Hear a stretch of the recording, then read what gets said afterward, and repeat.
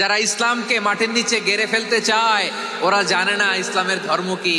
ইসলাম চারা বীজের মতো, ইসলামকে জমিনের ভিতরে গেড়ে দিতে চাইলে এটা শাখা প্রশাখা নিয়ে আসমানের দিকে উপরের দিকে উঠে যায়। চিল্লায় বলেন ঠিক কিনা? ইসলামকে রেখে দিয়ে অন্য কোথাও ইজ্জত খুঁজলে আমাদেরকে বেইজ্জতি করে ছাড়বেন কে? এজন্য ওমরে ফারুক রাদিয়াল্লাহু তাআলা আনহু বলতেন, নাহনু কওমুন আ'আজ্জানাল্লাহু বিল ইসলাম ফাইন বিতাগাইনাল ইজ্জাতা বিগাইরিহি আদাল্লানাল্লাহ।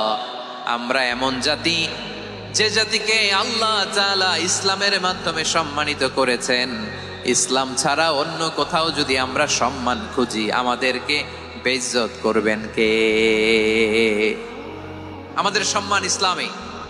ইসলাম সময়ের অপরিহার্য বাস্তবতা, অপরিহার্য বাস্তবতা।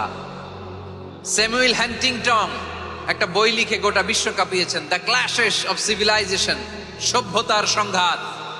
এই পৃথিবীতে অনেক সভ্যতার উত্থান হয়েছে, পতন হয়েছে। প্রিয় ময়মনসিংহবাসী, আমার কথা শুনতেছেন? ইসলাম বিরোধী কোনো মতবাদ আমরা মানবো না। চিল্লায় বলেন ঠিক কিনা? ইসলাম আছে, ইসলাম থাকবে। যারা ইসলামকে মাটির নিচে গেড়ে ফেলতে চায় ওরা জানে না ইসলামের ধর্ম কি। ইসলাম চারা বীজের মতো, ইসলামকে জমিনের ভিতরে গেড়ে দিতে চাইলে এটা শাখা প্রশাখা নিয়ে আসমানের দিকে উপরের দিকে উঠে যায়। চিল্লায় বলেন ঠিক কিনা? এজন্য আল্লাহর হাবিব বলেন, 6টি মৌলিক কর্মসূচির সারমর্ম হলো ইসলাম।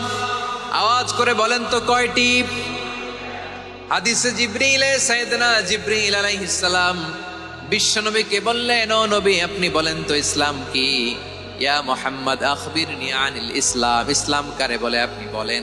আল্লাহর হাবিব বললেন, আল ইসলামু আন তাশহাদা আন লা ইলাহা ইল্লাল্লাহ ওয়া আন্না মুহাম্মাদার রাসূলুল্লাহ।